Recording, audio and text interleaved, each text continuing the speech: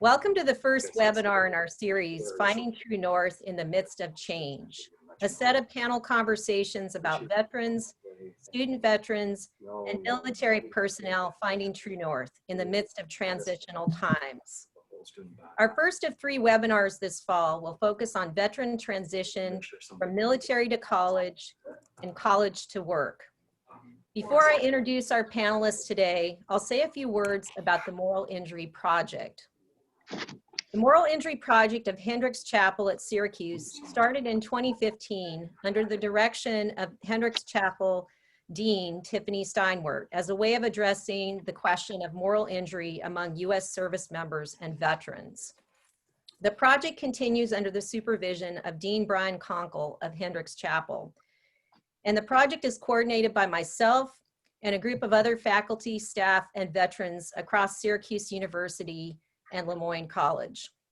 I'd like to thank our funders who generously provided funding for this event, and also the staff of Hendricks Chapel for making this event possible. I'd like to thank Peg Northrup, Brian Conkle, Delaney Vanway, Alex Snow, and 2 wonderful SU interns, Whitney Wellbaum and Christina Cole. I'd also like to thank CART Services for making this an accessible event. So what is the Moral Injury Project? We've sponsored panels, conferences, film screenings, and retreats for veterans, their families, active duty service members, chaplains, military officers, therapists, social workers, and others in the community seeking to understand the impact of moral injury on U.S. service members, veterans, and their families.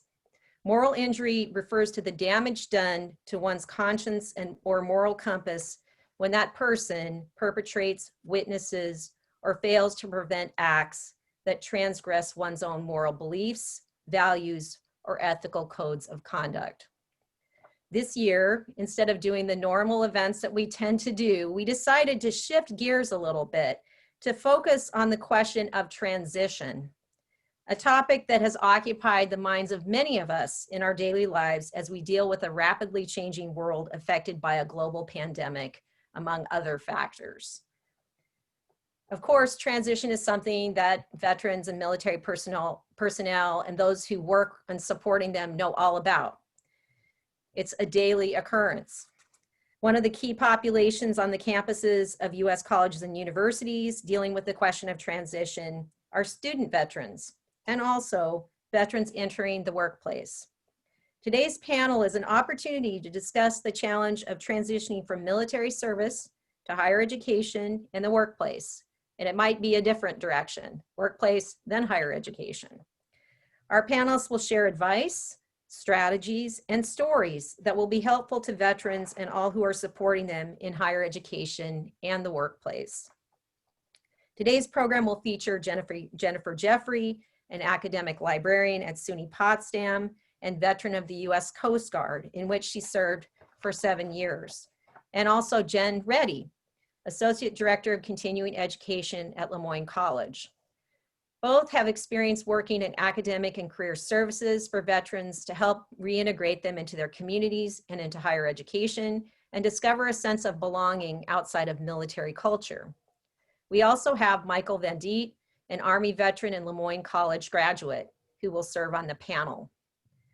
He served as president of the Moyne College Student Veterans Association until his graduation, and he's employed as an accountant, and he's here to share his story and his experiences with us. I want to say that even though it's in a webinar format, there will be opportunities to ask questions through the chat feature. It will be monitored by me and also my colleague, Susan French. We're happy to bring your questions, your comments, and your resources forward. If you have resources on veteran transition that you want to share, you can put in a link. We'll also save the chat and harvest that information and share it more widely with people that are interested. So we hope to foster conversation that will go beyond this webinar into other events. So without further ado, I'd like to have our first panelist, Jen Jeffery, speak. Thank you. Hi, thanks, Eileen, and good afternoon to everyone, and thank you for being here. And I want to talk about transition as something that's integral to our lives and something that if we pay attention to it, and make some decisions, conscious decisions about how we want to go through the changes in our lives, then we can learn to look forward to them and be more comfortable with not knowing exactly what's going to happen. I'm going to talk about my background and continuing journey after leaving the military, and share some things that helped me to weather the many transitions that have occurred since that bright June morning that I walked out of Station San Key, Florida, and abruptly didn't belong anywhere. And also what has gotten me through the last 3 years when I decided at 47 years old to go to graduate school. And then in the year and a half that I looked for this permanent job that I have at as an academic librarian, which is what I wanted to be. I worked at a literacy center, cashier at a liquor store, executive secretary to a president of a college, an office manager for a tech startup, and a tech writer at a factory. And this is all within the space of a year and a half. So talk about transition and adjustment to different spaces and cultures. I have a little bit of experience with that.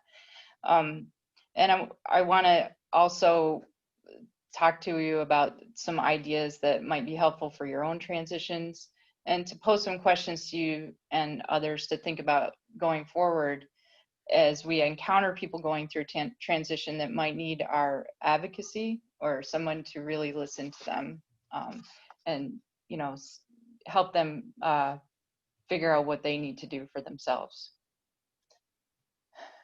And we already possess, as veterans, tools that we can use to get through transitions, because we're used to doing that when we go from one mission to another. We've been trained to be problem solvers. We have situational awareness and persistence in the face of hardship. We also work within a framework of rules and regulations for getting things done. So we're more easily, I think, able to create our own frameworks for the next thing that we have to do, and our own way to get the things done that we need to do. And we can accomplish a lot when we put our minds to it. But when you leave the military, you create those frameworks. But what we haven't really been taught to is listen to ourselves and pay attention to the story of what's happening in our lives. Because in the military, it's always go, go, go, and sometimes just sit around and do nothing and wait for the next thing. But it's not our story. It's whatever mission we're on or whatever project we're doing, it's the story of that, and how our families work in with that. But we're never really looking at maybe what we want to do, what we want our purpose to be, and understanding how our story works into the next steps. And so one of the things I do is try to figure out ways to slow myself down, and doesn't always work, but sometimes that's if you want to have writing or art or a way to express some of that subconscious things that's inside you. The tool that I use for that is a practice, like a writing practice. You get up and you write every morning, or whatever it is that you want to do. I particularly like writing because I'm a writer, but other people might do a run in the morning, and it just gives them that space to think about what their day is going to be like, what the intention of the day is, but also to think about the future. And when we think about identity, we want to integrate our military identity into whatever we're doing next. And I think a lot of people, I know when I got out of the Coast Guard, I tried to separate my military self because people weren't really paying attention to veterans in 1998 when I separated from the service. And also they didn't value that when I went into the workplace. So I thought, well, I better put this aside in a box, which, looking back and with perspective wasn't the correct thing to do, but I didn't know that at the time. So I would encourage you to think about how to integrate that into what you're doing. And the other thing with identity is, when you're in school and you're maybe in your first job out of school, you're still trying to figure out how you want to go forward with your career or with what you're learning. And the good thing about school is that you can practice and you can fail, and it's okay because it doesn't, you know, you're not putting food on the table and things like that. So I encourage people to try things when they're in school, and try things that you may not think you like, because it'll inform you of what the other things you want to do. And you don't have as much to lose that way. Like, nobody's going to die if you don't like geography club, you know. You just don't go anymore. It's okay. And there's no contract to sign when you go to the geography club meeting. They're okay with you going or not going. They're used to people coming in and out because it's an academic setting and not a military setting. And I think that's one of the hardest things to know, and to know when maybe you've overwhelmed yourself with things, as well. And then identity is connected to action. And I think always, if I want to be a writer, I have to write. And if I think about, you know, when I talk to students, talk to them about, what kind of student do you want to be? Do you want to be a student that watches 6 hours of TV a night and doesn't pay attention to what they're doing? Then you're not going to get the outcomes that you want. So think about what you want to have for your life, and you're creating this. The military is not creating it anymore. So you think about what you want to have and you do those actions. And when I was going to school, I finished my bachelor's degree over 9 years working full time, and I was a single mom. So I had to have a little bit different expectations than somebody who is going to school full time and maybe doesn't have a family to take care of. And I decided how I wanted to do that. And I constantly had to recalibrate what I thought of myself as a student.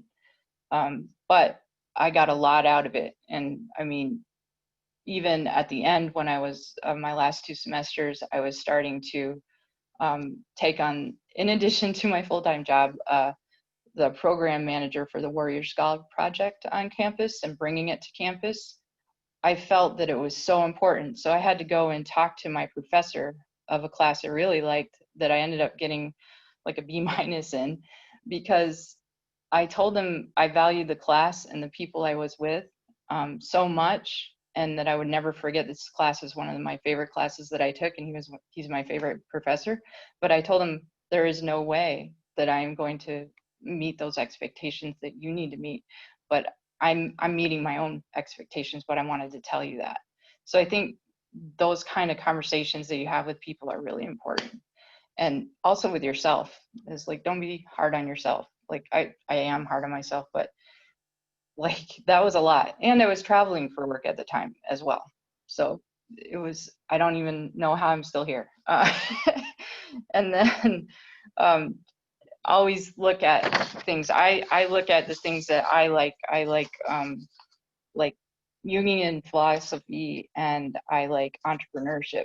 So those are the places where I look for inspiration and ways to find tools and ideas to create my life. And then I use the practices and the rituals from those places to be able to go through and get things done, and also just understand myself better.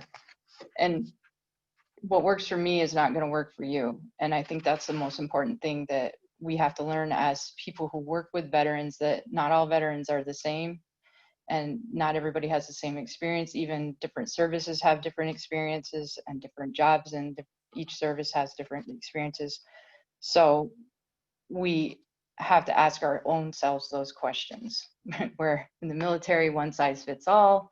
They didn't have like life vests for women in the Coast Guard, because why would you do that? There's not that many women.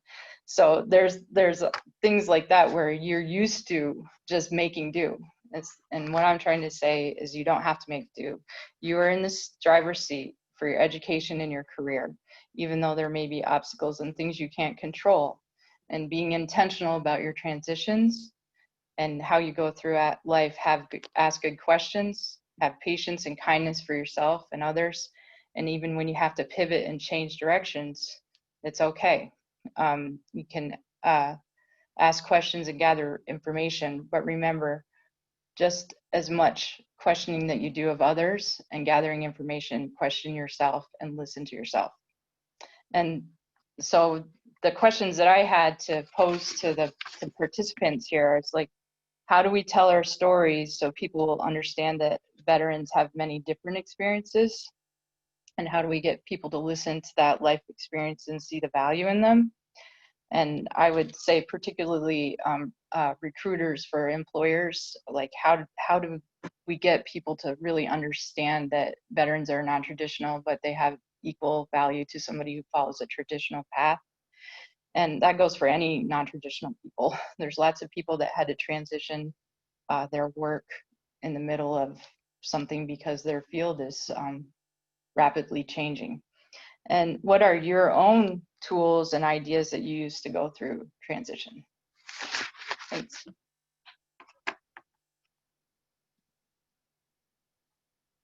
And I'll pass it on to Jen Reddy now, if you want to. Thanks, Jennifer. You're welcome. So a little bit about myself. Like Jennifer, I went back to school as a non-traditional student and a single parent. So that's how I came to work in continuing education, because I had firsthand experience with trying to work full-time, go to school full-time, have kids. Going to school full-time, I'd ended up going part-time after a while too, because it was just too much. So, but I understand that people have all these competing priorities, and it's really difficult when you're maybe taking care of aging parents and you're working and you're going to class maybe isn't so bad, but then you got to figure out when to do the homework afterwards. So because of my experience, that's how I ended up in continuing education. And it just so happens that 85% of the work that I do is with student veterans. And most student veterans are also non-traditional students. So I try and support them. And I will say, one of the things that I've noticed is student veterans don't like to ask for help, because they are used to being in this situation where you just get the job done, and they don't want to be perceived as weak in any way. So it's one of the things that I've learned is really letting people know, you know what, you have a whole campus here. You have access to all of this campus, just like everybody else, and there are all kinds of supports. And that can start with me, but it's all over, and it's really important to understand that these are resources that you're paying for and that you should access, be it tutoring, wellness, anything, the gym, it's all there for you. So again, many of our student veterans have kids, have full-time jobs, and like other continuing education students, and like Jennifer noted, like have all kinds of different experiences, both in the military and even before they've joined the military, and then perhaps after they've joined the military. So despite all of these, I have seen a pretty good degree of success, honestly, with student veterans, because they bring a maturity and discipline. And this is a huge advantage to some of, I think, some of the sort of non-traditional students, and helps them overcome those other barriers, the extra responsibilities, that kind of thing. And some students do indeed join the military to get the education benefits. However, there's usually more to it than that. These are often people who have an ethos of service, maybe military service has run in their family. They want to be something big, they want to be part of something that's larger than themselves.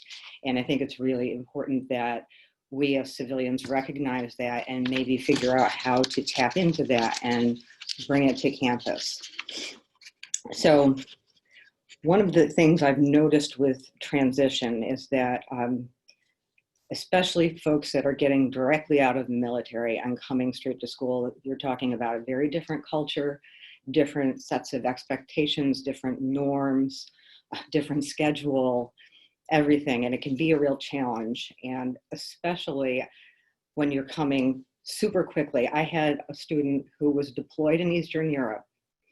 2 days later, he was on campus back in the US taking classes, hadn't been to school in ages, had to move all his stuff, had to figure out how he was going to get a car so we could get to class. I mean, it was a lot in a couple of days. So I really encourage people, if you're talking to, for those of you who work in higher education, if you're talking to prospective students, just make them aware that if they can take a little time, that might be a good thing.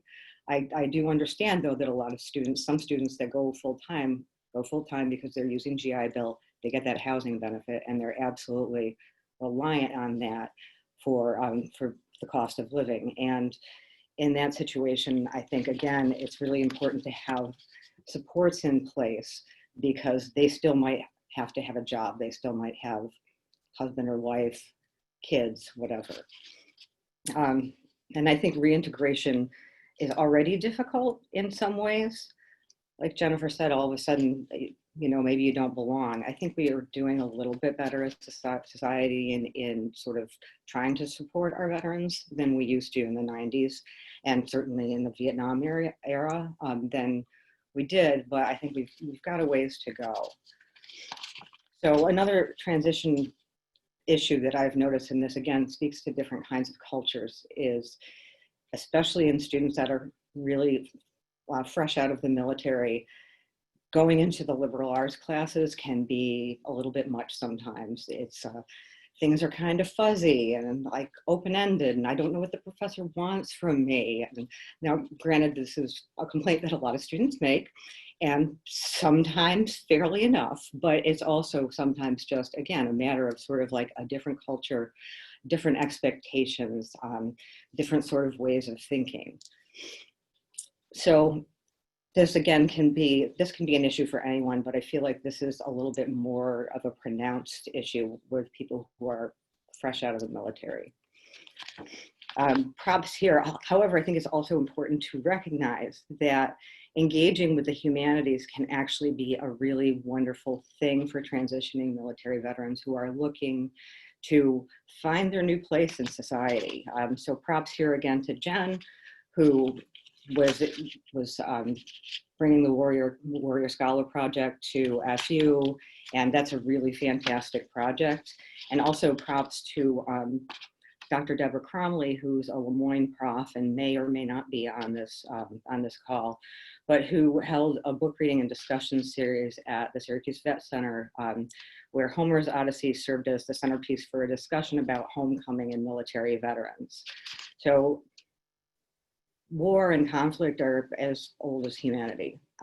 So military members might serve at a particular time in history, and that's going to be part of their experience, both in going into the military, their experience in the military, and then when they come out and are reintegrating. But at the same time, they share with their counterparts across the ages things like enduring hardship, putting their lives on the line, occasional disagreements with those for whom they are serving. Again, that's not everybody, of course, and then the challenges of returning from war to society. So this has been going on for time immemorial. And there used to be in some societies rituals particularly for combat, for warriors coming home and reintegrating into society. And these may not, of course, erase anything, but it's a way of formally noting that this is a transition and that these people have served and that they are going from one position in life to a new position in life. And I think it's really a shame that we don't have anything like that now. Again, as was mentioned, there's more, I think there's more transition help than there used to be, but still sort of as a society, we often just kind of expect them to pick up where they left off. And that is not practical because they have had experiences that have fundamentally changed them, for better, for worse, for both. And I think that we need to make space to hear their stories, recognize and acknowledge that veterans have served on our behest, whether or not we agree with any particular conflict or nation building project or anything else. They still are there because of us. They are serving us, they are representing us. And so these experiences that they have, when it comes to higher education, again, these can be real strengths. They have generally a more sort of worldly view. They're disciplined, they're service-oriented, they're results-oriented. That can sometimes be a problem in the liberal arts classrooms occasionally, but generally that's a good thing. And that can also, that can lead to frustration, but at the same time, they also have exposure to other cultures, and they have a resilience, which I think is a real plus for the campus community. However, all those pluses aside, sometimes attending students with classes or in classes with students who are younger and sometimes a lot younger, sometimes not much younger, but have often, and not always, considerably less life experience. This can pose difficulties. Students often make assumptions about military members, what their views are, what their beliefs are, and again, veterans are like everybody else. They come from all walks of life. They have all different political views. Maybe they are even apolitical. So there's, it's painful when people assume things. And then this extends, unfortunately, not only to the student population, but also to administrators, staff, and even faculty. So, for example, I had a student who came into my office and said, "My freaking teacher just asked me if I killed anyone." And I was kind of flabbergasted, especially when I found out who the faculty member was, because from what I could tell, for all intents and purposes, this faculty member wanted to be welcoming to veterans, had been involved in veteran supporting initiatives, and yet felt it was appropriate to not only ask this question, but ask this question in front of everybody. So I think one of the things we need to do on our campuses is do a better job of onboarding both faculty and staff and maybe students, and making some sort of education part of the onboarding process rather than something that's engaged in because there's already an interest. And similarly, beyond the misconceptions they encounter, again, student veterans don't necessarily want to ask for help. So I think it's really important to make sure that they know that we're there for them. So one more transitional issue that can come out in the classroom. Sometimes nobody notices that sometimes it can be an issue. And again, I think this is something that we should just educate people about in general, is hypervigilance. If you've been in a combat zone and you're now transitioning to the classroom, you don't just sort of drop that behavior when you have been trained to look for danger everywhere, to case your surroundings, and to be aware. That just doesn't go out the window. So a student veteran may want to sit in the back of the room where they can see everything. It doesn't mean that they're one of those disengaged people that's going to fall asleep in the back of the room. It may mean that they just want to be able to see everything. So again, I think just being aware of this kind of thing is something that we can do better in general in society, but also on our campuses. And I would say in a more broad sense, like the most important work that we as civilians can help with is to remember, don't pigeonhole people. See in our student veterans and in our returning service members, even if they're not on campus, like see them as people with endless possibilities like everybody else, and make space for them to make sense of their experiences, and make space for them to feel okay in talking to us, because sometimes they're reluctant to talk because they're afraid even their own families may not understand their experiences. And maybe we as civilians won't fully understand those experiences, but as part of the reintegration process, I just think it's extremely important that we very intentionally create those spaces for veterans to come home. And Michael is going to talk a lot about, he's had some of these similar experiences where people ask dumb questions And it didn't happen just on a college campus. So Michael, I'm going to turn it over to you now. All right, thank you, Jen and Jennifer. Thank you, I appreciate it. And Jennifer, thank you so much for your service, and Jen Reddy, thank you so much for your continued support.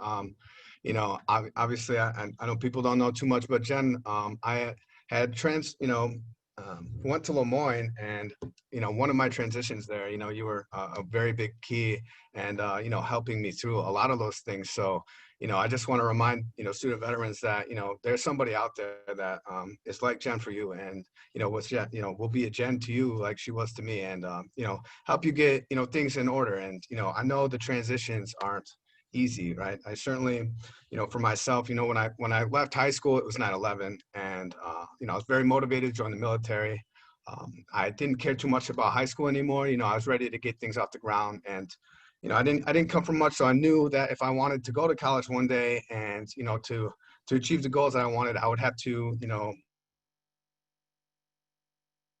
make something of myself. And so I've seen the military as an opportunity to do that. And so, you know, something that the military is very good at is getting you transitioned in. It's very abrupt, it's very abrasive, it's very in your face. And, you know, they do a great job of really hammering in your head, you know, to be successful in the military, you be in the right place, wearing the right uniform, you know, doing the right thing, right? At the right time, right place, you know, right uniform. So, you know, you can find success being squared away on very simple tests, and your transition into the military will sort of be somewhat smooth in the sense that although it's very abrasive and physical, you know, you'll get in that mindset really quick. And so the military does a great job of getting you ready. I mean, it got me and, you know, certainly my comrades, my brothers and sisters ready for, you know, the things that we would go on to see in our transition from basic to real life active duty and then onto deployments, right? So the military does a fantastic job at that. In fact, I don't know any other country that practices chaos better than we do. You know, the most unorganized organization is really good at practicing chaos. It's what it takes to be successful in war, right? Is to constantly be thinking logically rather than emotionally. And so, you know, you really, to make that transition, you know, completely through, when you get to the end of the line and your time in service is up, you know, the military does a very terrible job at transitioning you out. And so essentially, you know, without really knowing, you know, you really have those tools inside of you, and it's a matter of discovering them, right? And so, you know, when you go on and you get out of the military, and as Jennifer said, you were a part of something so much bigger than yourself, right? And you felt that energy, that wave, you rode that wave, and that's what carried you through, right? With your comrades, your brothers. And then all of a sudden, you feel like this broken gear on this machine, and you fall off the wagon, right? And so it's like, you get out and you had things covered from, you know, your time in service. You know, you didn't have to worry about certain things. You knew that on the 1st and the 15th, your check was going to be there. You knew you could go to the defect to eat. You knew you had a barracks room to go sleep in, right? And so they don't do a great job of getting you ready for life after the military or what that's going to be like. So in the beginning, you go in and you sort of have this idea that, you know, this time in service, this is going to translate to something later on. And, you know, I think initially when you get out and you sort of start to feel the effects of, well, now I'm not a part of that thing. And so what am I? What is my purpose now? And so you go through this period where, you know, you struggle, right? Because you don't necessarily know what you're going to do, right? All of a sudden it seems like you have things taken care of, right? And, you know, you go through something like that where, as Jennifer said, you walk out, you know, that last day on base, all of a sudden something changes, right, inside of you. And it's scary out there, right? You have the tools, but you don't know that you have them, right? And so you go on and you try to transition into the civilian world. Well, a lot of the tools you have, you know, although the discipline and, you know, the attention to detail, all that stuff is great, but a lot of the tools you have about kicking in doors, or maybe your experience was different, you know, they don't really translate to, let's just say, you know, the instant workforce, right? And so, like I said, I left high school, I got a GED. I never went back and got a high school diploma. The GED, you know, carried me through to get me to the military. And then, you know, when I got home, onward, I transferred to a community college before I went to Moyne with Jen. But in between there, you know, getting out of the military, coming back home, you know, there was a height of recession. So I wasn't able to find work right away. And I did eventually, but, you know, the transition to civilian working world, you know, you know, some people would make comments, right? You know, American hero, American zero, right? And so it's like, they don't really understand, right? And so some of these people, you know, they want to be a part of it. I think they just they don't know how to sort of, they didn't know how to take that step for themselves and really challenge themselves to see what they were made of. And so I think that resonates deeply within them. And so, you know, going through that transition, I thought there was something wrong with me. And really it said more about them. But, you know, that's something that, you know, you figure out later on in life. You know, hindsight's 2020. But, you know, coming home, not having work, you know, my body went through change, my mind went through changes. That war just changes the way that you approach things. And so that transition is tough, right? And so my parents, you know, my parents were gracious enough to let me come, you know, stay with them. They didn't understand the changes that were going on in my body, you know, and I think that being young and, you know, especially early on in the war, you know, I was on OIF 2, this was 05 to 06, you know, so when, you know, when we got home, you know, there was, you know, it was a little bit different of a mindset, right? So my parents didn't really understand, you know, the things that were being said versus the things that I seen didn't match anything. And so it led to a lot of confusion. You know, I ultimately decided, like many other veterans, we just can't be a burden on other people, right? We are a very, you know, strong group. We're supposed to, you know, we have expectations of ourselves that we had developed in that transition into the military. And so we expect those to continue, right? And so you go through these changes and you don't understand what's going on. And so I didn't want to let my parents, you know, see me like that, right? You know, I didn't want to let my mama see me in all kinds of, you know, different places mentally, right? And so I really had to get sort of my boots on the ground again, right? And so I actually left my parents' house sort of voluntarily. I went down to a local rescue mission because, you know, I just, like I said, you know, it's on me. And that's just sort of the mentality that we carry. And I'm sure many other veterans would agree.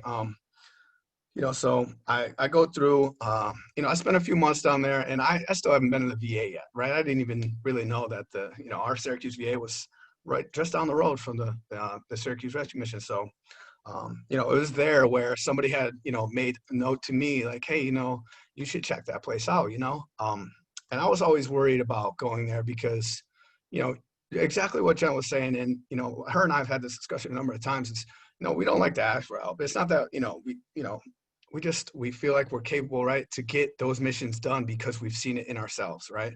And so when we can't tackle that problem, right, it resonates. And so rather than sort of face it, you do other things to sort of try to cope with it, right? And so going through the VA, I was able to transition essentially, you know, out from the rescue mission over a course of time where, you know, I really had nothing. I sort of looked at that opportunity and said, you know, I'm so young, I could either make the difficult decision, get up and get out there and, you know, go up from there, or I could stay here. And I said, you know, obviously I didn't really want to stay there.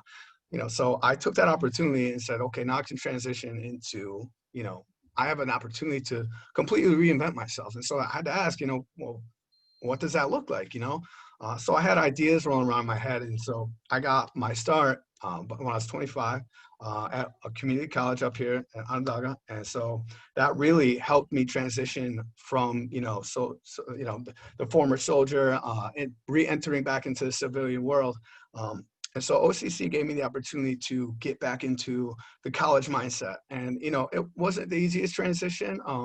You know, a lot of what Jen was saying, you know, being a non-traditional student, seeing some of the things that you see in those experiences, you know, they bring a different effect to the table that maybe some of the other students who are traditional don't really have. And so the patience essentially on the veteran, you know, sort of gets treaded on because it's, you know, like, it's difficult to sort of make the connection, right? And you want to be a part of something again. And so you try to be a part of this thing, but you don't really quite fit. So, you know, going from OCC to Lemoyne, I had an opportunity to then say, okay, you know, during this transition, I want to fit into something, right? And so I got with Jen here and Jen helped me and my other, you know, student veteran counterparts at the time, you know, really get the student veterans, you know, the SVO, the SVA that we had at Lemoyne off the ground. We were a recognized chapter and, you know, Student Veterans of America. And so, you know, that really helped me in the sense that when I got to Lemoyne, I had a mission, I had resources, I had support, I had something that was bigger than myself. And, you know, during that first year there, I think, you know, I came to Jen and just said, you know, I want to leave my fingerprint here. This is an opportunity for me to reinvent myself. This is an opportunity for me to be somebody that I needed to be. And so for other people who maybe don't know how to ask, right? Like other veterans who didn't go to my experience, who are just out there, you know? And so, you know, I think one of the highlights of, you know, for me, for the SBA was, you know, Jen and I had gathered up, you know, the group of our veterans, and we went down to that very same rescue mission, and we volunteered. And I remember very specifically being on the other side of that counter. And, you know, that whole time I looked for me in there, right? Because I wanted to be, you know, somebody that I needed for somebody else. And, you know, that helped me transition, you know, a purpose, right? Something to continue and something to hold on to, and to, you know, really keep that as like a mission for me, you know, because it really sort of reconfirmed things that, you know, about the moral injury, where some things happen in service where, you know, you feel like you violated that, and you really do ask those questions. Am I a good person, right?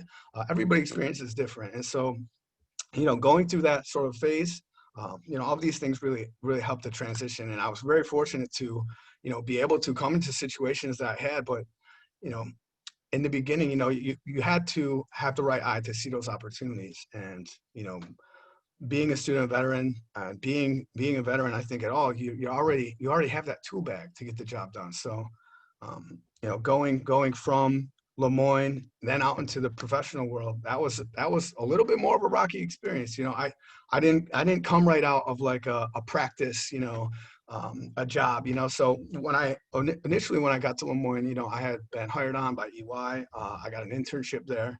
And so as I graduated, I thought I was walking into a job, and that ended up falling through. And so that was at, you know, an accounting firm. You know, I don't know that everyone there could really sort of, you know, understand, you know, the differences with, yeah, you know, veterans and, you know, maybe regular civilians who haven't gone through the service, you know, where those bridges gap. So there was some tension. And I think, you know, initially that was, you know, difficult to deal with, because I spent all this time, you know, really investing myself and reinventing myself. And it's almost like what Jen said, to sort of put that veteran stuff in a box, right? And when really, that's really my strength, you know, all of that stuff. So trying to keep that all mentally organized inside is, you know, it's difficult. You know, you go through all this time that, you know, you spend on yourself to get yourself ready for the situation. And then you sort of see like, oh, maybe I had this all wrong, right? And so, you know, you really have to stick to your guns and, you know, push through the kill zone. And that's just something that, you know, you learn in the military, to just keep going, you know. And, you know, as you do, you know, things, you tend to catch breaks. So, you know, I was able to, you know, catch some other breaks. So I thought, you know, hey, all right, so the public accounting thing didn't work out. So then I went private. And so I knew a guy, you know, at another firm that, you know, it gave me an opportunity. But again, you know, I ran into the same sort of choke points with a lot of specifically upper management, which was a complete surprise to me when I got to the civilian world. You know, and I think a lot of people want to know, they want to ask questions. They don't know exactly how to approach it, right? But I think they genuinely have an interest in shared human experiences, right? So I think sometimes they just need a little bit more self-awareness of how, you know, what that would mean for like the veteran, right? And so I had the CFO outside of a bar after you know, a company event. You know, we were outside smoking a cigarette, and you know, he'd come out and he had asked me too. He said, you know, ever kill anyone? And my manager was standing there. And so, you know, I had dealt with that question a little bit before, and I know that earlier on, that question was really difficult for me to tackle, right? You know, it was offensive. It's like, why do you want to know that? What judgments are you making about me that, you know, you really want to know? And what changes there, right? And so that's a really difficult question, because, you know, when we got, I think, you know, the CFO went on vacation that very next week. Well, when he got back after that conversation that we had, you know, even though I deflected the question and just said, you know, that's not really a question you should ask. I don't think he, you know, understood, you know, what was so wrong about that. He ended up actually firing me that week that he got back. So the transition from college, you know, there was a couple bumps in the road, you know. So I decided then that, you know, like I had to sort of maybe approach this a little bit differently, you know. And I don't want to say that I kept, you know, the veteran stuff in the box, because, really, it was more about the spot that I went to next, right? It was more about the people who understood, right? And so they were, the transition out of accounting into data analytics and, things like that for, the manufacturer that I work for now. Some of those things, just sort of went away with the type of people that were around who were sort of aware because they had family or because they have, sons that are veterans, So that sort of awareness, that really brushed a lot of that stuff away. And so transitioning into this spot, really has been, a lot smoother transition. And, they actually keep, up to date with me on things like this that we're doing now. So they support, we have a veterans thing at work now that, we do. And so they like to, celebrate what makes a person unique, so the culture and the spot that I work at now, makes all the difference. And so, for people who are, dealing with that transition, you really got to push through the kill zone. And there's other people out there that, aren't going to, ask those questions. They're not going to, be so invasive into that space of your mind that you maybe just want to keep in by yourself. So, I think, now it's, it's been a ride. Thank you, Michael, and thank you to all the panelists. We're going to open up space for questions. We have a number of comments and questions that have been emerging in the chat. I wanted to bring forward a comment from Kathy Feeney that has a question connected to it. And Kathy notes that she works at a veteran nonprofit, and they're completing a renovation of an urban home in Pittsburgh. And the idea is to have a 3-bedroom home that would be a place to support women veterans as they return to school. And the school could be anything from 2-year, 4-year trade school. And they're looking for the thoughts of the panelists about, Kathy's looking for the thoughts of the panelists about what would work well there in terms of the home. And Kathy, if you want to, you can type other parts to that question, but I thought I would bring that forward since I think it came up very early on in the panel. And maybe Jen Jeffrey would like to tackle that first. I was wondering if they had any, if they have any kids, or these are people who are unattached. There's no information about that.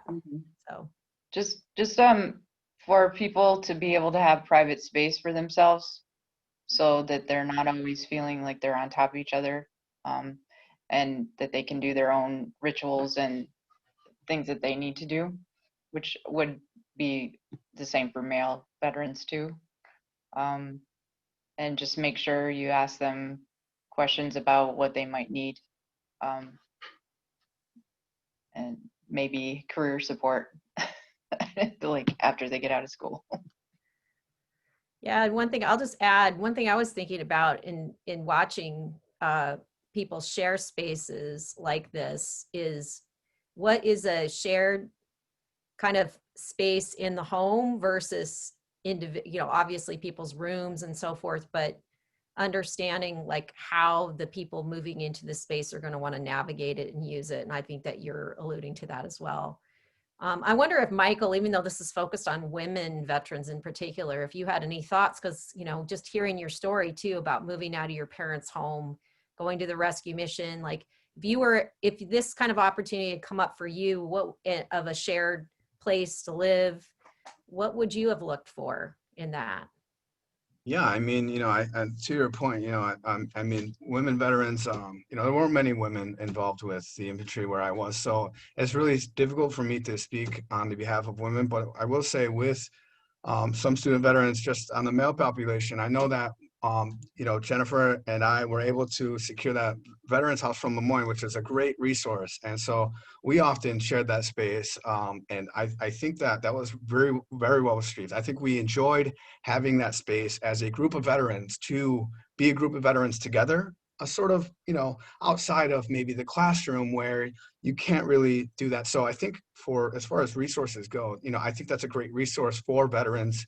And, as far as I could tell, I mean, specifically women veterans may enjoy that space all the same, with their related issues as well. So, you know, I would completely support that, because like I said, you know, at Lemoyne, having that as a resource was great. I would have welcomed that, absolutely. Okay. Michael, there's someone who would like you to expand a little bit, maybe 2 to 3 minutes on your interactions and struggles with authority figures during the transition. I mean, you talked about some of that. Can you say a little bit more? Yeah. So, I mean, you know, I think, what do you mean by specifically by authority figures? Kind of different interaction styles or struggles in kind of working with authority figures during the transition. Okay. So, yeah, I mean, I think, you know, it's an interesting question. Let me think about that for a moment.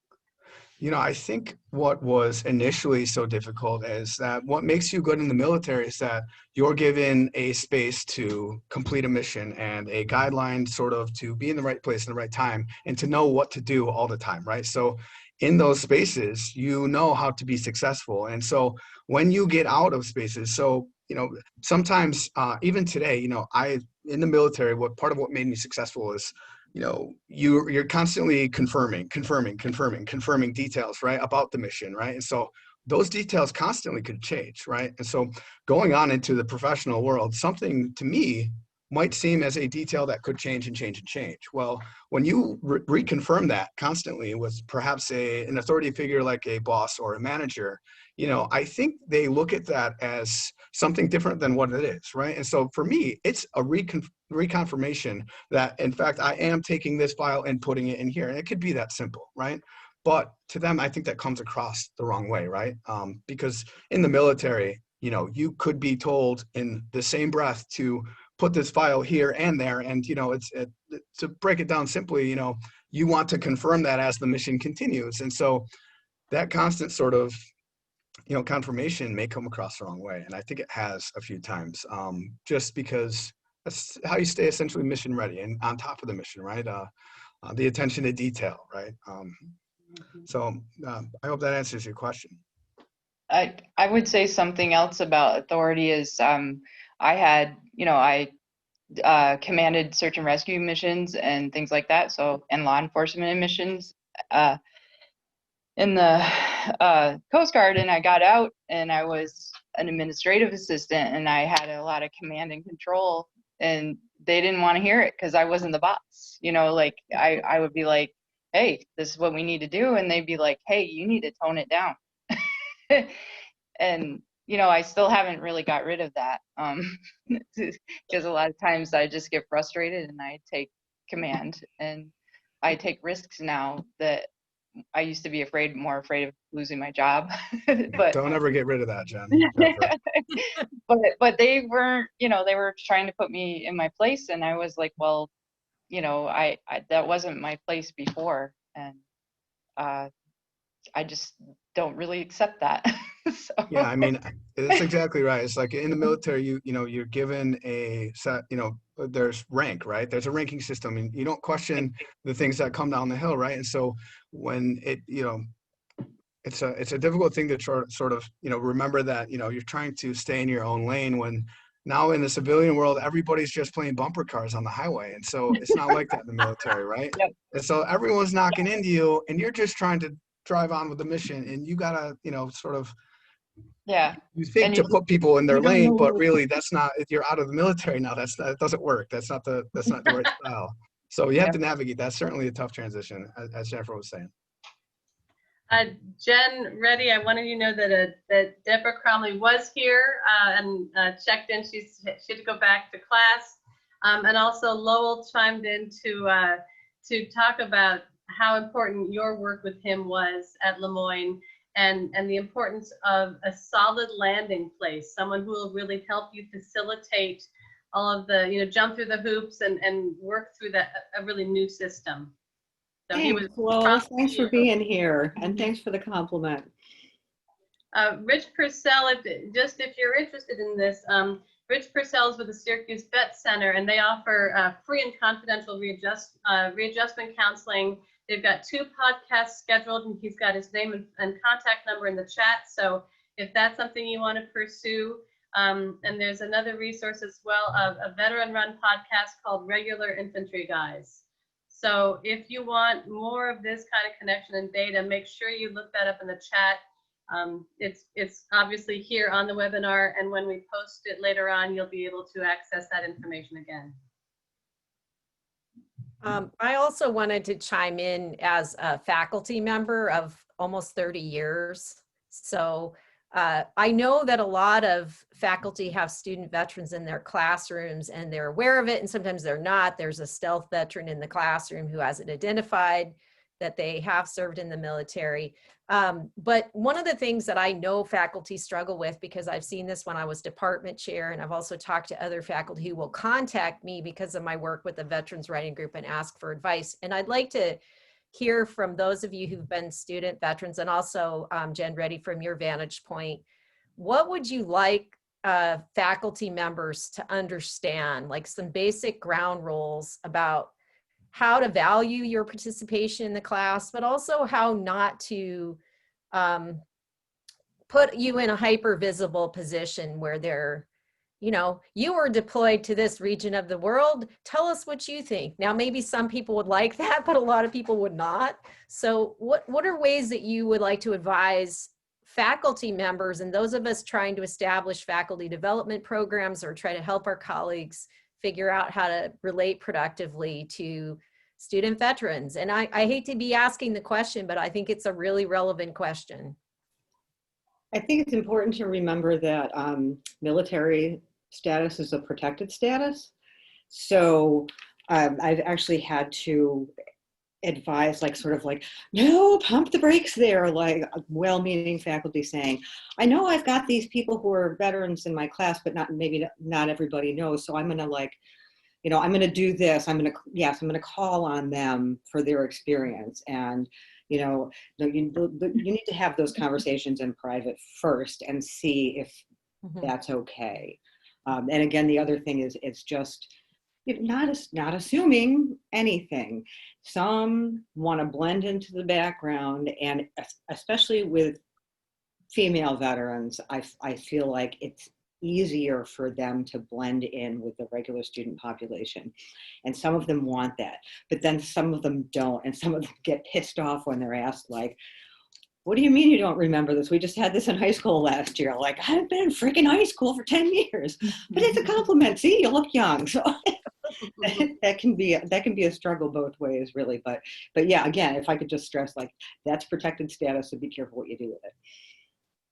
And I would say, to make sure you do it like any other discussion, it's the same. Veterans are the same as, say, you have an African-American student. You don't call them out. You facilitate discussions. Well, if you're not good at facilitating discussions, don't do them.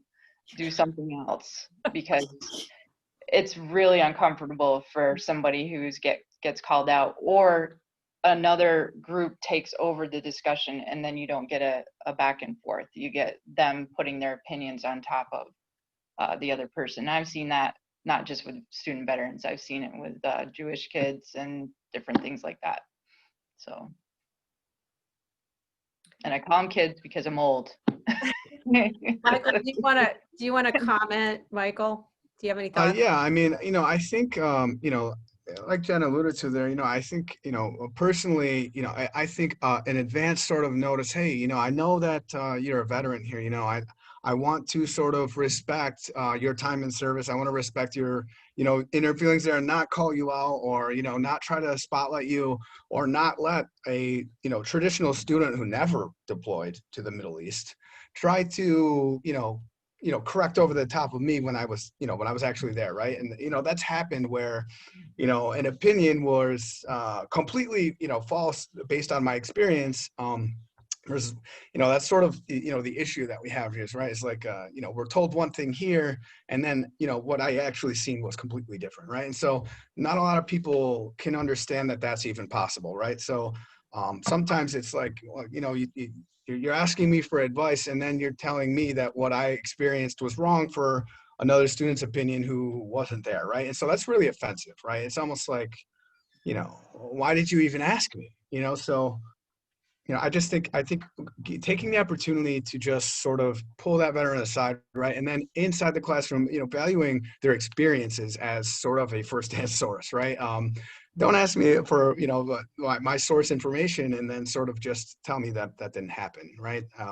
So it seems obvious, but maybe not so much. But I think I would, you know, in times like that, you know, hey, you know, I would have appreciated pull me aside and say, hey, you know, I think you can have something to contribute to this, right? And do you mind if we bring this up, right? Can we talk about this? How comfortable are you, right? Just really level off with them. They're adults who have gone through crazy experiences, right? And they're all different. And so I can't speak on the greater behalf on everybody. I know for myself, I would have appreciated and respected that and been more likely to openly share things that maybe I didn't, so I could feel a part of the discussion, right? Thank you. I know we might have other questions in the chat or other comments that Susan might want to bring forward for us. Susan, do you have any that you want to bring forward? I've got, I put out there, if you work at a college, what do you see on your campus? And at SUNY Empire State College, Mindy was saying that they've got physical locations all across the state, but no one big campus. And so it's very distance learning based, and they've really struggled to get a strong enough cohort of student veterans so that you can create that kind of a group. And I think in setting this up, I talked to other campuses where they're just about to start organizing or try to reorganize a student veteran group. And so what thoughts might you have, you three panelists, about how to support people who don't quite have the SBA that at Syracuse University has, or Moyne College might have at this point? Well, on the one hand, it's hard because of your sort of like the disparateness of everything. On the other hand, we're all kind of getting used to this Zoom thing now. So that might be a real advantage. And your students are probably going to be even more used to that, although maybe not. Maybe, I don't know if you do more asynchronous stuff or whatever, but I think it's a really good time. And it's funny because I have students who are really struggling to just get through classes, and we did have a really kind of a small meeting, but we had a small meeting of the Student Veterans Association, which, sorry, Lowell, I have to follow up on. But it was actually kind of nice because we're all used to Zoom. We all have Zoom, and we didn't have to worry about travel time. We didn't have to figure out, well, when is everybody on campus? It's just like when is everybody not working or in class. So it's like, at least, you know, sort of one thing that is facilitating a different kind of connection. So I don't know, maybe take advantage of that moment in time now. Mm-hmm. And hi, Mindy. Jennifer and Michael, do you have any thoughts about that? Jen Jeffery. Oh, yeah, no. Well, I've been thinking about that because of the, you know, I myself get like tired of being on the Zoom. I move around, I walk a lot, and so it's hard for me to sit and do that. So I don't know if it's hard to connect in the pandemic, and I've been thinking about how to do that with people.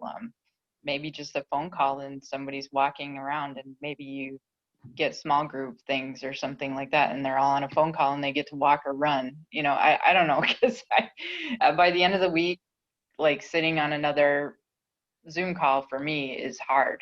I don't know about Michael, like how you feel about that. Yeah, I mean, you know, much like, you know, I think everybody can agree in the military, you learn how to do like three main things. And it's one of the times is when a body is in motion, it stays in motion. And the other was when it stops, you know, it's kind of go out. You need to catch up, right? So it's difficult, and, you know, to really keep that sort of thing going when you're sitting, right? So, you know, I'm not really sure how to navigate during this time, you know, some of those things. I mean, you know, like Jennifer said, you know, professionally, I mean, I feel like I'm constantly jumping in and out of meetings, whereas these might have been, maybe even regular emails or any other thing, and in passing at work, right? So a lot of my time with, even with the, roles expanding over time, it's getting taken up by things that, I don't know that they would take as long, or some things are even taking shorter. So it's really difficult to navigate, and really have a solid answer about that. But I mean, given things are so spread apart, I think what happens is for people who are getting out of the military and they sort of put that stuff in that box where, whatever, they tend to almost leave it there. Even with some of the student veterans that were involved on our campus, they were just the military's in a box for them, and they put it, they tucked it away and slid it in a shoebox under the bed, so they sort of want to keep their distance. So it's really tough to gauge, involvement, student involvement. And, even when we went to the, annual Student Veterans of America down in Disney that one year, Jen, that was a lot of the discussion that we talked about, is how do we get more women involved, and how do we really cater to sort of, bringing back that sort of camaraderie, that brotherhood that, we all looked for, and, some of us just never found. Yeah. Mindy adds that to the question of how to welcome student veterans into the classroom, she talks about kind of making an announcement the first day of class and several times throughout the semester that there may be student veterans in the class, and to create a framework for their participation that includes respect for their perspectives, so that you're really setting that out there as part of the expectations of the class and a set of ground rules. Yeah, and I will add that there are some in universities and colleges that have developed syllabus statements about that. So that's something that we may want to share as a resource after this session. I wanted to say, in response to the comment about being an online university and wanting to create community among student veterans, I appreciate what the panelists said. I think that's really important. I want to also mention there's a lot of different ways to create community with the student veterans on campus, but also alumni who are veterans. And the Veterans Writing Group that we developed at Syracuse University for the last decade is a space where student veterans can meet alumni of the university and come together around their identity as veterans and share their writing and their stories. Now, we were meeting face to face for years, and now because we're in the pandemic, and we have a lot of folks who are medically vulnerable because of their service experiences and just because of the pandemic, we meet online. So that's been an interesting challenge to navigate, as people have different comfort with technology. But one of the reasons that we were able to come together and stay together across the generations and branches of the service, different wars, conflicts, different experiences, is that stories, because that's really why we get together, is so that people can find space to share stories. And I know that not every college or university has a veterans writing group, or there may not be a desire to have that, but there are a lot of activities that people can come together around, whether it's writing or it's art or it's discussion groups on global affairs. I do know that obviously Team Red, White, and Blue, it gets together for running and like being outdoors, service activities. But I think there are ways to tap into maybe networks that are in the community to bring veterans across generations together. Because one of the things I'm always concerned about in the position that I have is, being a student is a short-term affair unless you go on for a master's or PhD or what have you. But the connections that we have through alumni networks are lasting. And I always feel like we need to bring together student veterans with alumni. And I know that at Syracuse that happens in a variety of ways. But I'm always interested in, like, how can we do it around some activity, like say writing and sharing of stories? Because all three of you really talked about sharing stories. And that seems really vital to me as part of transition, is what is your story? What is the story that you're willing to share? What is the story that people expect you to tell versus the story you really want to tell? And I heard a lot of that in both Michael and Jen J's comments. Like, people want to believe things about you or think things about you or kind of interpolate you or bring you into a story they have about you, or ask you a question that's intrusive, invasive, and just plain terrible. But like, how could you have spaces to tell your stories? And so, Michael, it was exciting to hear that your workplace has a ritual or events that connect to veterans and create space. But I think we all have to ask ourselves, whatever institution we're in, where's there the room for the individual story and that moves beyond assumptions?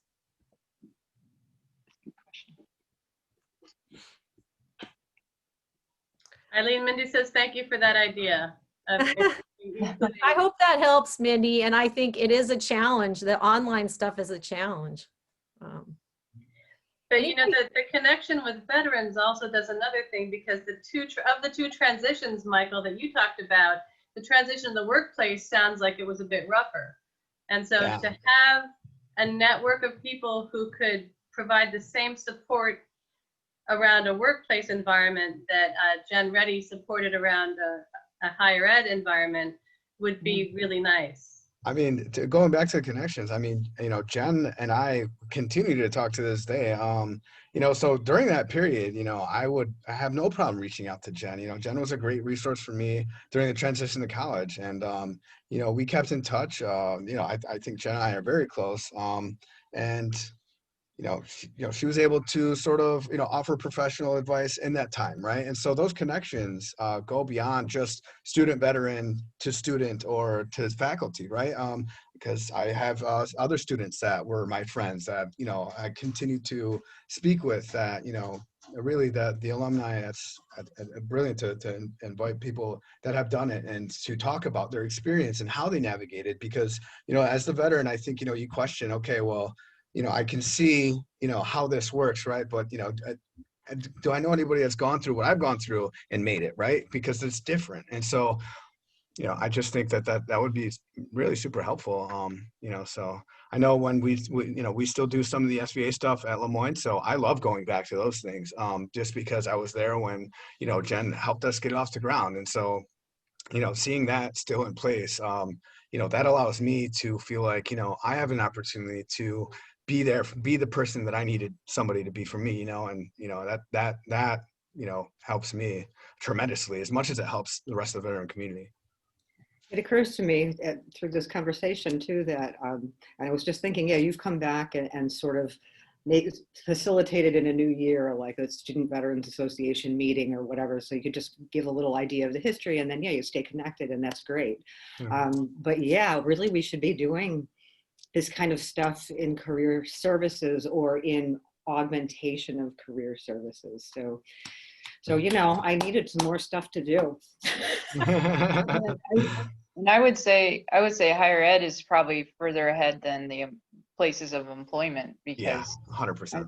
I've had people look at my resume and I changed jobs, but that was because I got promoted. But they were like, well, you changed jobs 3 times. Like, well, yeah, because I was moving up, you know, but they interpreted it in a traditional sense that, you know, there were people in their company that worked there for 30 years. And it's like, well, that's not my life, you know? But they thought of me as not a suitable employment person. And they also didn't listen to me about that I had worked with men. I wanted to work in a factory.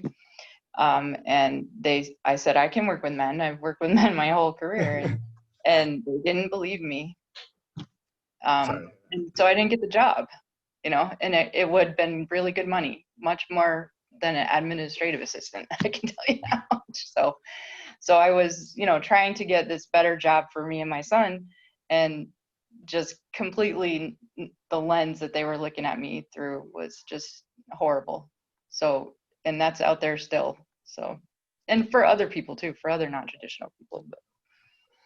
Yeah, I think, you know, going through that, you know, what she said, I think, you know, at the college level, it's light years ahead, because, you know, think about this, you know, I'm going into an accounting interview, right? And I have, you know, people interviewing me, and, you know, what's on my resume? You know, I have period of award time on there, right? So when they ask me questions like that, you know,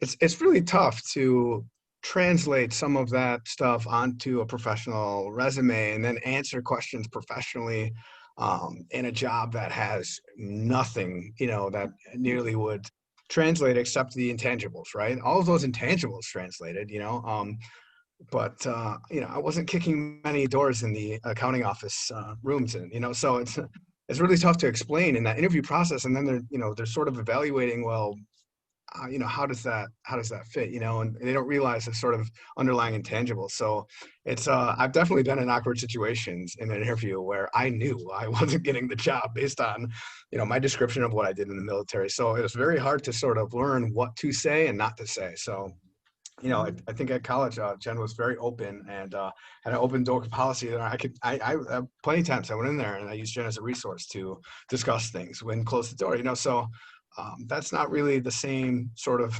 vibe, right? Like you can't say certain things, or you don't want to, you know, mislead somebody because they just simply don't understand, right? They didn't experience it. So this gets to another question, and I want to throw this in here before we go back to the chat. So given that divide, what are the ways forward as in terms of creating opportunities to shape workplace understandings of military service and to get past some of these stigma moments? I don't know if that's like training the new generation of managers, or it's specific companies adopting policies and having training across the management cycle and also down into the workplace. I just wonder what all of you think about that, having heard stories or gone through things, and we've heard a lot about some of those challenges, and I know they're real because I've heard them from the veterans that I work with as well. But so problem solving, thoughts? I mean, I think there's work being done on that. There's research being done on that and case studies and cases being made. And I think some companies do get it. But I think you have to be very careful when, as you know, just as yourself, unfortunately, it is on the individual when you're going to interview. Like one of the things I used to tell people when I advise veterans, I would say, you know, one of the things that makes me less nervous in an interview is, besides, you know, forget about like that you have to put your roof over your head and your food on your table, you're interviewing them too. And you want to find out how they treat you. And if you get a red flag first thing in the interview, it's, even though it's a good opportunity, you might want to pass. Mm-hmm. And not like, we can train veterans how to talk and how to think about their careers, but we also have to, you know, we have to get enough veterans in. It's the same with getting enough women in the workplace or enough women in Congress. You know, it changes when you have those people out there telling their stories. And, you know, it's hard to tell your story sometimes, and sometimes it's not an appropriate place to tell it. But I think things like this, and also, you know, if you do encounter somebody and you think you got nothing to lose, maybe educate them there. You know, yeah.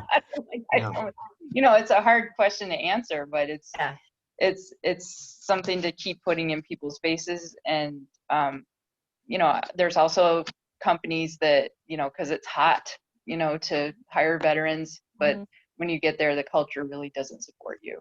So, you know, thinking about when you go out there, you think about what you really need for support, and that's going to be different for different people, but the interview is just as much for you to interview them as it is for them to interview you.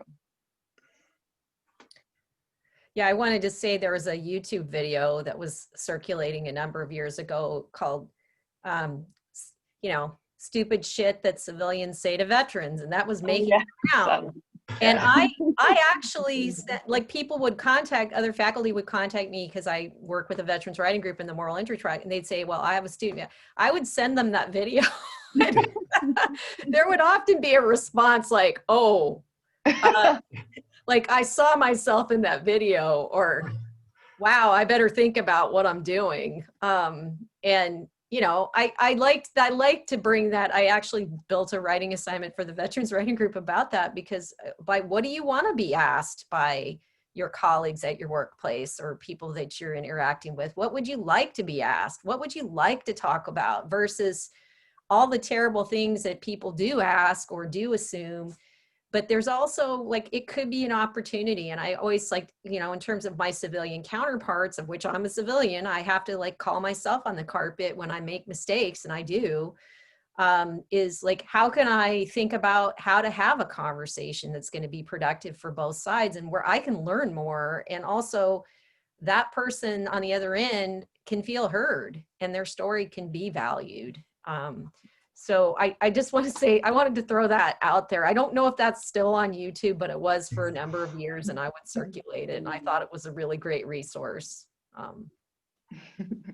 Susan, do we have anything further in the chat we need to bring? Lowell chimed in to really echo what Michael was and Jen were both saying, is that people's preconceptions regarding veterans' experiences have really been a barrier, and his reaction has been to kind of minimize that part of himself if he wants to get a job.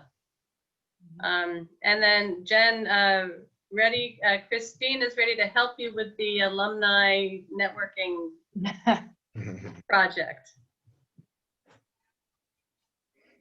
Yeah, I mean, and I just will go back to what Lowell is saying. There's a category of veteran that in like journals of veteran studies and like veterans writing about their experience, called stealth veteran. Like, don't let them know, that you're there, but you're there. And Jen's raising her hand right there. But I thought that that expression was really useful for understanding, the need to find a way to survive in a system that might be hostile or make assumptions, like how to just succeed in spite of that. Yeah, I mean, and then the trick for me is when you're coming in to a new setting, and the transition is enough all by itself, but then you're just not sure what's safe and what's not safe.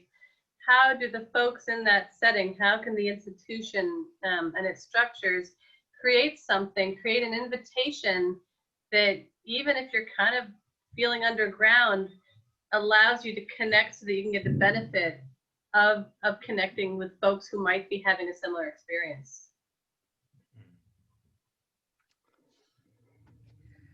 Yeah, I mean, is there a question in that, Susan, or did you want the panel to respond? I just think it's at the crux of this.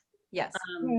But I think too, I'm in the place where I'm starting to think about, like, being a stealth veteran isn't necessarily the way to go either. So, it is something you navigate, but how do I tell my story better to let them understand without, totally being in their face? And people at my work really care about my service, which is awesome. Yeah. And they're supportive of me, but just thinking about, like, being able to tell your story, and also thinking about placing yourself in places where that is supportive. And if people want to be more supportive, then I think it goes across the board, not just with veterans. If a place is a good place to work, it's probably going to, for everyone, it's probably going to be for veterans. But that's just, my observation. I've worked in a lot of places, so and also where people don't, try to use that as a branding thing and a hero worship thing, where they're just like, well, we want to, give a, help person get a good employment or something like that. That's our goal. Our goal isn't just to put our, like, brand up there as a veteran friendly place, and to have Veterans Day off, so you can go to events if you want to or something, like really have Veterans Day. I don't have Veterans Day off because I'm in the wrong union, So. Well, it's so funny you say that. You spend all your time before you're a veteran getting Veteran Day off, and then when you're a veteran, you don't get Veterans Day off. So, yeah. So, I don't. Just something simple like that. Just yeah. I mean, it's not the breakfast really, or it's not the lunch that, it's like, oh, I spent all that time, becoming a veteran, and then I had it off, and now all of a sudden I don't have it off anymore. Yeah, and then if you get it off, are there meaningful events and interactions that you can have? And that, I hear that, like, when we've talked about Veterans Day, when we don't do a writing group reading for the Veterans Writing Group, people have said, I was really lonely on Veterans Day. Yeah. I don't want to go to a parade. Like some people enjoy parades and ceremonies and others are like, that's not where I want to spend my time. Right. I wanted to interact with other veterans and remember my comrades and have Yes. space to tell stories and interact. And that's not always there for everybody. Right. No, I think Jen, you know, that first year that we got that off the ground, I think that was our biggest thing, is that on Veterans Day, we wanted to have a celebration of everybody's time in service. And I mean, you know, I think that first year we had the Veterans House was packed, and, you know, everybody that had a piece to contribute about their time in service came. And, you know, that was one of the highlights of, you know, having the SVA and starting that, was like, you know, that was a really beautiful thing. And I think that just having us there, and, you know, that was great for me. I mean, certainly I hold on to that still, you know, so, you know, that was big. And I mean, it's a great idea to, you know, really try to have those resources, right? And to foster a sort of that, you know, commitment to, you know, celebrating, you know, as a veteran, your time in service for yourself, right? Because a lot of people do put that in the box. And so, you know, I don't like that I did that, because really those are some of my greatest strengths, you know, and it wasn't really, maybe it was the way I was explaining it, or maybe it was the interpretation, who's to say, right? But, you know, you just got to keep going, and, you know, you really, those are your strengths, you know, and those got you through so much. And, you know, it just translates a little different, you know, so you have to sort of learn how to use a hammer again, right? So a hammer is not the same hammer in the military as it is on the professional world. In the professional world, you actually have a hammer. You know, in the military, you probably have a can of soup. So, you know, it's. It's really old. There's so many memorable lines that were said in this panel. I think, Yeah. I mean, as someone who studies language, I'm like, oh, there were so many great statements and lines. So I'm glad we have this on video. I want to see if there are any other comments from the chat or questions. Susan, is there anything further that? I don't see any, no. Okay. Well, I want to thank the panelists, and thank you for sharing your stories about your work, either going through transitions in higher education in the workplace, or supporting student veterans and veterans going into the workplace. I want to mention too that this webinar series, this was the very first one that we did in this series on Finding True North, focusing on student veteran transition and veteran transition to the workplace. On November 11th, which Veterans Day, we will be focused on veterans sharing their stories. So maybe it'll be somewhat of the spirit of what Michael was describing, of veterans coming together to share some of their stories from service. The Veterans Writing Group will be reading from some of their literary works. It will be 7 to 8:30 on Zoom. We will send out invitations to all of you who are here today, and also others to pass around to people that you want to invite. And we will also on November 20th have the opportunity to talk about the question of trauma resiliency, which is a term that's being used to describe how to think about processing the trauma that comes from war and military service. And we're honored to have Bill Cross, Dr. Bill Cross. He's a Vietnam veteran. He was an Army officer. He's also a practicing psychotherapist in Syracuse. And he's also a retired professor of Onondaga Community College, where Michael got his start. He's worked with military veterans and families for over 35 years. And he's going to not only share his insights about trauma resiliency and methods that he's developed to help calm the body through trauma and think through the question of trauma, but he's going to tell some of his story as a Vietnam veteran coming home, and also a West Point graduate, someone coming home from military service into a profession in a field where veterans weren't entirely accepted. And he'll work through some of the story of his transition coming back from Vietnam, and also taking stands in relationship to war that were very much against war. So he founded West Point Graduates Against the War.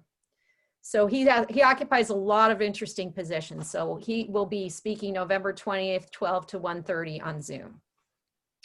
I think we're at the end of our program time. So I want to thank everyone. I want to thank our translator and our CART transcriptionist, as well as the panelists, and Susan French for bringing the questions forward. Thank you to the audience for sticking with us. There's still 22 people still here and that's great, because I know people have to go in and out.